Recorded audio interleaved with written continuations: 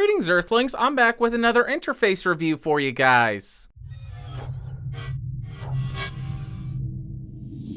So today I'm reviewing this guy, the Behringer UMC204HD, and if you are interested in this interface, it'll set you back around $80 on Amazon as per usual. Link in the description down below. And for this video, I have the Rode NT1 connected directly to the interface with 48 volts phantom power turned on, the gain set at around 45%, and I will do no post-processing to this audio, but I may boost it a little bit in post, so make sure to check the doobly-doo for more information. Now let's go ahead and talk about what comes in the box. Obviously, you're going to get the interface. You get a USB cable, you get some documentation, and you get a damn sticker. Honestly, who wants these damn things? As far as the build quality, this thing is a huge improvement over the Behringer UM series. Unlike the UM2s, which have an all-plastic construction, this thing has an all-metal chassis, and it just feels much sturdier. The dials all feel really nice and they're not loose at all, and the input jacks do not move around either. The first thing you'll find on the front of the interface are two XLR combo jacks,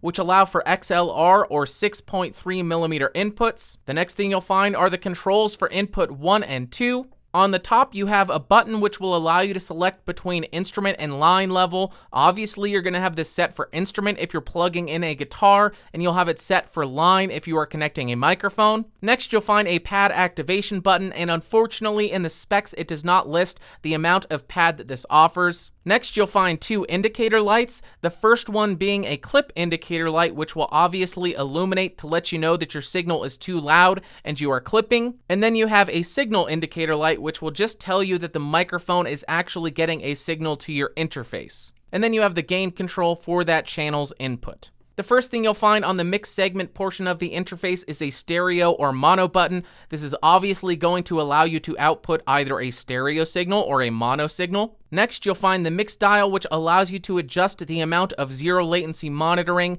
and how much of the computer's playback audio you hear. Then you'll find the MIDI in-out indicator lights, which will tell you if you are sending a MIDI signal out or getting a MIDI signal in. Then you have the main out volume control, which will control the main output from the back of the interface. Then you have the monitor A-B switch, which allows you to switch between output A or B on the back of the interface. Then you have some more indicator lights, the first one being a power indicator light, which just tells you that the interface is plugged in and getting sufficient power. The second is the phantom power indicator light, just to let you know that the phantom power is turned on. The last two things you'll find are a headphone volume control, which will obviously control the output of the 6.3mm headphone port. On the back of the interface, the first thing you're going to find is a USB port, which allows you to connect this to your computer. You have a set of MIDI I/O ports. You have a 48 volt phantom power switch to turn on or off phantom power. Then you have 4 RCA outputs. The first two are monitor A, the second two are monitor B, and these are the outputs that are controlled by the monitor A/B selection switch on the front. Next, you have two 6.3mm outputs, which is what you will connect to your powered monitors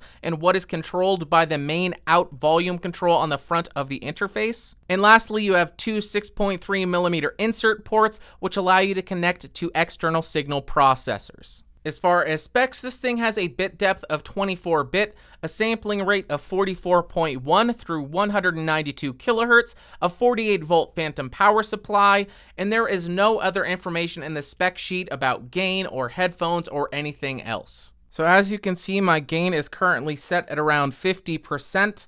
I'm going to go ahead and drop this down to 0% and slowly increase it so you can hear what kind of noise is generated by these Midas preamps.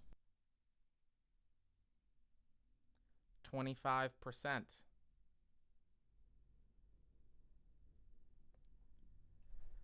50%.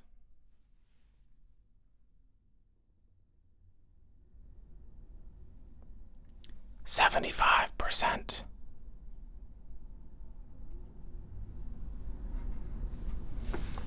And 100%. Now I have the interface connected directly to a Windows 10 PC. After downloading the drivers off of Behringer.com, I have the exact same settings as I was using on the Mac computer, and this is how the interface sounds. Now measuring the voltage of the phantom power, and as you can see, we're hitting around 46 volts, so it's pretty close to the expected 48 volts, and it should work with most, if not all, condenser microphones. So now I have the guitar plugged into channel 2, set to instrument with the pad on, and the gain is set at around 45%. I'm going to go ahead and play something through Bias Amp on Logic Pro, just so you can hear how this guitar sounds.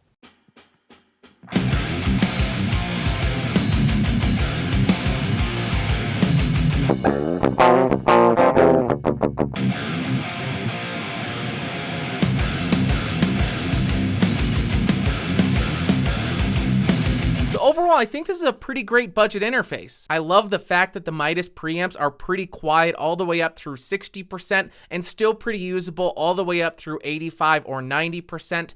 And I also think that the I/O on this interface is very impressive for the $80 price tag. So if you were considering picking up something like the UM2 or the 302 USB, I would highly recommend saving up and picking up one of Behringer's interfaces that have the Midas preamps, because they are such a huge improvement over the Xenix preamps. Alright guys, well I guess that'll do it for today. If you found this video fun, interesting, or helpful, go ahead and give me a thumbs up. If you thought it sucked, give me a big old thumbs down. If you want more, subscribe by clicking the logo beneath me. And also, don't forget to vote for the microphones that you want reviewed next, as well as follow me on all the social media stuff. Links to everything in the description down below. I'll see y'all next time. Thanks for watching. Goodbye.